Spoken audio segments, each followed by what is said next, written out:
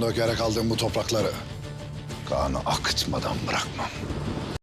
उम्मीद करते हैं कि आप खैरियत से होंगे। चैनल को सब्सक्राइब करना मत भूलिएगा। कुल उस्मान एपिसोड 108 का ट्रेलर आ चुका है, जिसमें ये दिखा दिया गया है कि उस्मान बे एनागोल किला फतह करने आ गए हैं। एनागोल किला तुर्कबे से वापस लेने आ गए हैं, मगर वहाँ वालता सुल्ताना मौजूद होती है और वह कहती है कि जितने भी किले तुम्हारे पास हैं, मैं उन सबको तुमसे वापस लूँगी और तुम मेरे हुक्म की खिलाफ वर्जी करे, तुम कुनिया के खिलाफ जा रहे हो, तुम इस रियासत के अंदर रियासत बना रहे हो। मगर उस्मान बे कहते हैं जो मेरी चीज़ हो गई वो मेरी रहेगी, कोई भी उसको वापस नहीं ले सकता।